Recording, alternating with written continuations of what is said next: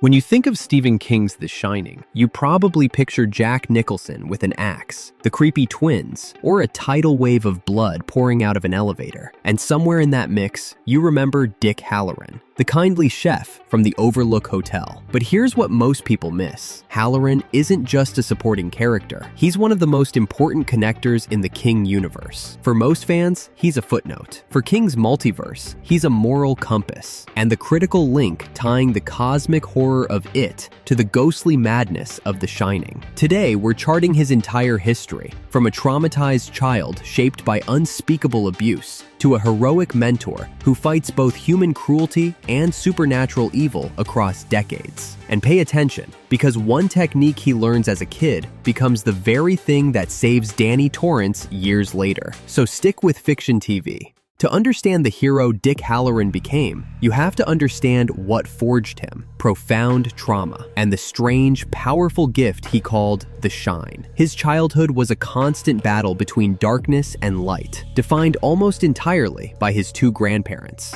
On one side was his paternal grandmother, Rose, the woman he called his white grandma. She was a pure soul. She shared his psychic ability, and she became his guide, teaching him the Shine was something to understand, not fear. But on the other side was his black grandpa. And as Dick later explained, that label had nothing to do with skin color and everything to do with the color of the man's soul. This man subjected young Dick to horrific mental, physical, and sexual abuse. Now here's the part that matters for the rest of Dick's life. He stayed silent. Not because he wanted to, because he was terrified into it. Why did he keep it secret? Because his grandfather threatened him with a child snatcher named Charlie Manx, a chilling little nod to another corner of the horror universe. And death didn't end the nightmare. After his grandfather died, the dead old man began appearing in terrifying Shining encounters. Visions where the spirit showed up in a naked, sexualized form, made grotesque advances, and even tried to push the boy into sex.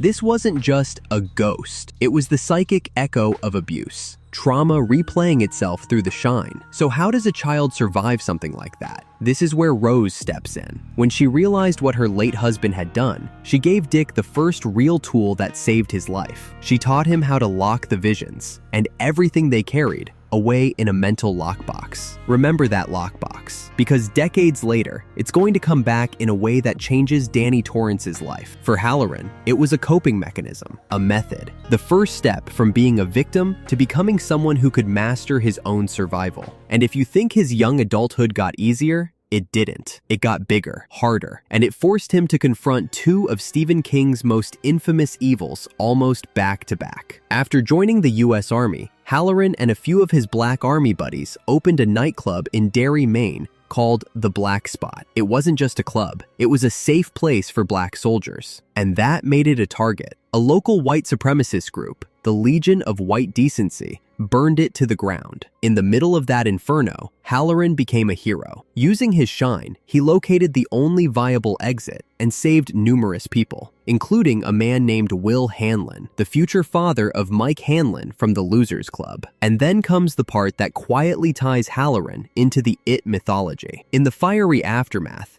Dick became one of the very few adults to witness the It entity, seeing it as a giant bird swooping down to take the dead. He survived a human-made horror and glimpsed something older and cosmic hovering above it. Now watch how quickly the story pivots. From that hellscape, he eventually found work as the head chef at the Overlook Hotel in Colorado. And that's where he met a small boy named Danny Torrance. Hallorann immediately recognized how strong Danny's Shine was. Not just present, immense. So Dick becomes a mentor. He explains the ability. He gives Danny language for what he's experiencing. And he warns him about the Overlook's dark energy, because the hotel isn't just haunted, it's hungry. Then, later, while Hallorann is working in Florida, he receives Danny's desperate psychic scream for help. And he doesn't debate it. He doesn't delay it. He drops everything and begins a brutal journey back to Colorado. But the Overlook tries to stop him before he even reaches the lobby. One of the hotel's possessed topiary animals attacks him. Hallorann is forced to destroy it using gasoline from his snowmobile and a Zippo lighter. Now, if you've only seen Stanley Kubrick's film, you know the tragic version. Hallorann arrives and is immediately killed with an axe. But in King's novel, That isn't what happens. In the book, Hallorann survives a brutal attack from Jack's croquet mallet, King's chosen weapon over the film's axe. And he's the one who successfully rescues Wendy and Danny as the Overlook explodes. That's not a side moment, that's a legacy. But here's where his story stops being only heroic and becomes something stranger and more important, because his influence doesn't end with that winter. It doesn't even end with his own life. In the sequel, Dr. Sleep, we learn that Wood Hallorann dies in 1999, but Danny Torrance grows up carrying the damage. He's still haunted by the rotting, malevolent spirits from the Overlook. He's still crippled by the PTSD that has followed him for years. So Danny calls out for his old mentor, and Dick answers. Hallorann's spirit returns to speak with Danny and gives him the most critical guidance of his life. He teaches adult Danny the same lockbox technique Rose taught him decades earlier. That means the story completes a full circle. A grandmother gives a boy a tool to survive trauma, and that boy becomes the mentor who gives the same tool to Danny Torrance. And it isn't symbolic, it's practical. It works. This technique finally gives Danny the power to trap the ghosts that have tormented him since childhood. It enables him to find peace. It helps him protect the young shiner Abra Stone.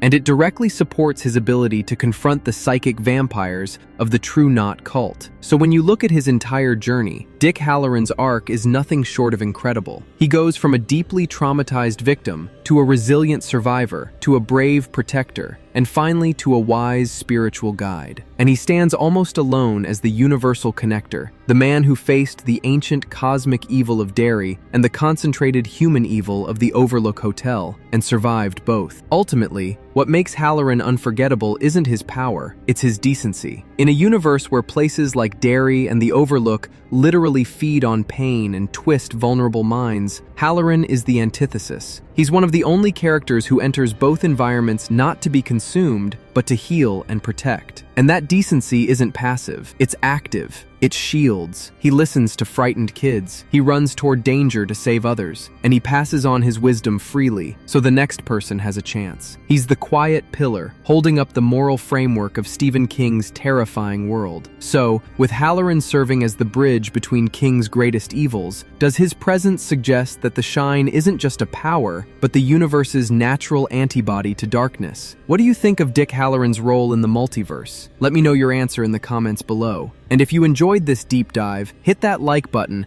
and subscribe to Fiction TV for more explorations into your favorite worlds. Thanks for watching.